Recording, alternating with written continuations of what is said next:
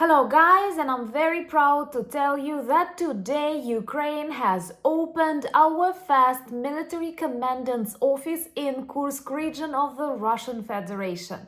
Something that seemed totally impossible at the very start of Russia's invasion became Putin's nightmare, officially. And I'm sure many more military offices will open in Kursk region and maybe some other bordering regions as the Ukrainian armed forces continue to advance deeper inside the Russian Federation. Now we control 82 settlements in Kursk region. The evacuation of the population continues and more regions of Russia are panicking. And of course, this is an illustration that we definitely plan to stay on these territories and later exchange them for Ukrainian territories and our borders of 1991.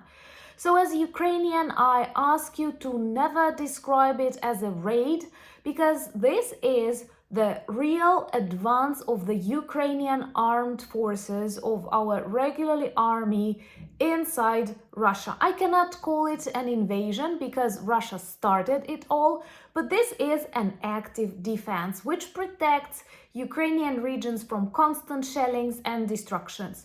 So let me tell you more about this development of military and I may say now political things that Ukraine does in Russia, and also a beautiful update of another Russian strategic bomber Tu-22 that decided to self-liquidate itself in Irkutsk.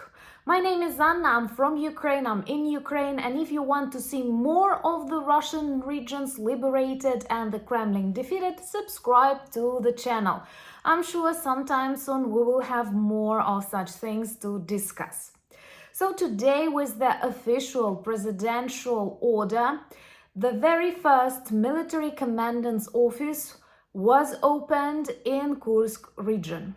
And actually the first military commandant to be present in Kursk is a man with the surname Moskalyov, which made lots of people in Ukraine laugh because it has direct associations with Muscovy, the real name of Russia, and it feels like he's from Muscovy, so Ukraine is getting back Muscovy to its roots.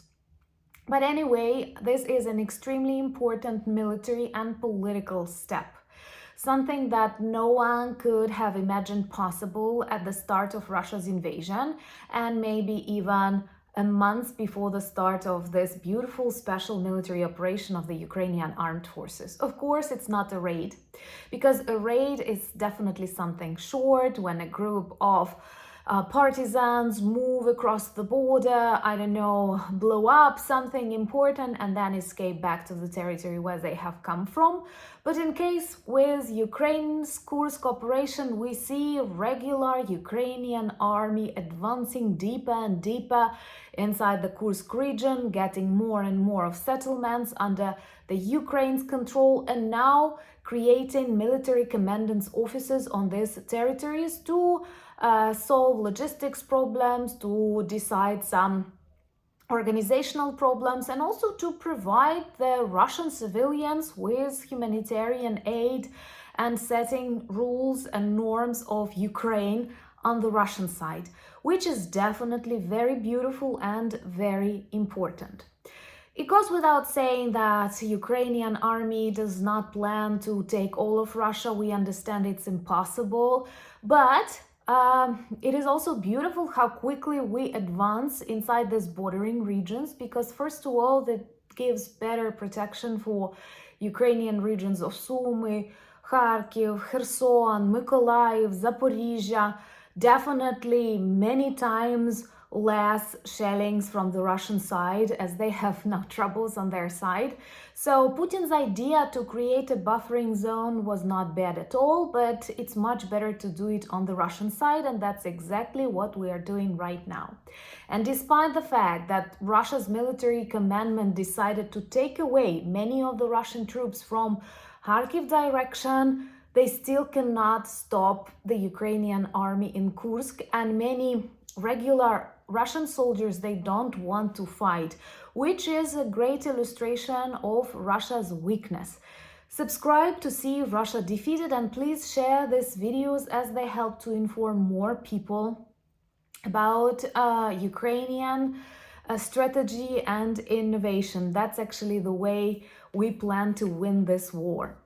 And Russia has a really long border with Ukraine, and it was always our problem, but now it is also Russia's problem because they continue evacuating people already from 5 Kursk regions, which explains better than any articles or interviews that Ukrainian troops continue to advance inside Kursk region, but they also consider this in Belgorod and Bryansk regions because they feel they cannot control the borders in these regions too, which is another beautiful symptom of Russia's defeat.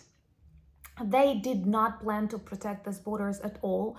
They were so arrogant, they believed their own propaganda, that now they literally don't know what to do.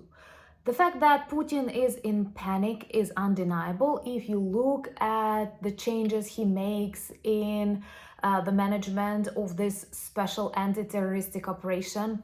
Of course, it's silly to say that what happens now in Kursk region is an anti-terrorist operation, because anti-terrorist operation is always localized to something small, a village, a town, but never to a number of regions. And Russian regions are big. They can be equal to some European countries, you know.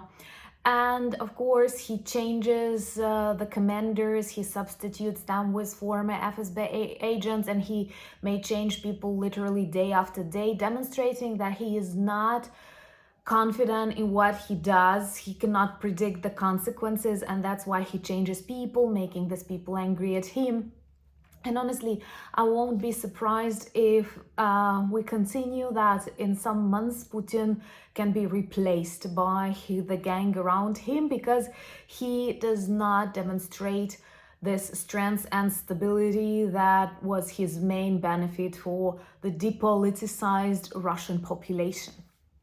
And the Ukrainian armed forces are advancing so quickly that I'm praying our allies won't start stopping us, because that's an internal problem, because somehow even those who support us often want Ukrainians to fight only on the Ukrainian side, when it is illogical. And we all understand that if war is only on the Ukrainian side, Russia can continue for ages. But if it is also on the Russian side, where they have troubles, where they have evacuation of people, where they have to deal with lots of social and economic problems, when they have to explain to the population that no, Ukrainian army still exists and they are kind of very strong. Because do you realize that for this 2.5 years, Russian TV was persuading people that Ukrainian army does not exist anymore, and that don't have tanks, they don't have people, and now they see these people on the streets of Russia. That's amazing. That is a huge humiliation. That is the greatest reveal of Russia's fake image. And of course, this is an extremely sobering experience. That sounds funny when you talk about the Russian population. And one of the greatest fears for Putin, perhaps, is the fact that he might need mobilization. Even if it won't be like a full country mobilization, but some specific processes, it will definitely lead to dissatisfaction of his population, because they love being passive, and during these years they were mainly buying people from super depressive, poor regions for small sums of money to go and die in Ukraine. But now they need people to dig trenches in Kursk region, you know, to protect the borders that are totally unprotected at the moment. And actually, I wonder why so many countries who also suffer from Russia, like Georgia, like Japan, do not want to take that territories back at this beautiful moment when Russia is all busy catching its fronts. So Russia will definitely need more soldiers. This does not mean we are afraid, because they won't have professional soldiers, and they will have troubles getting unprofessional soldiers, and they may start touching cities with this problem, and it may lead to some serious dissatisfactions and chaos inside Russia. And no, not because they are against war, but because they don't want to come and die in Ukraine, or now in Kursk region or Bryansk region or Belgorod region. So to sum it all up, the most important thing is that Ukraine has come to Kursk to stay for some time, until we exchange these territories for ours, and until we need to protect our regions from Russian attacks. This buffering zone from now on will grow on the Russian side. And the first military commandant's office created in Kursk is definitely a proof of that. Hopefully, in the weeks to come, we will see more of Russian regions liberated. Subscribe to see that and discuss that on the channel. And today another bonus event happened, as Russian strategic bomber Tu-22 collapsed, exploded and neutralized itself in Irkutsk region. This happened without the Ukraine's interference, but perhaps angels are also on our side. And I wish this to all of the Russian evil bombers, because once again, Ukraine did not want this war. Ukraine did not start this war.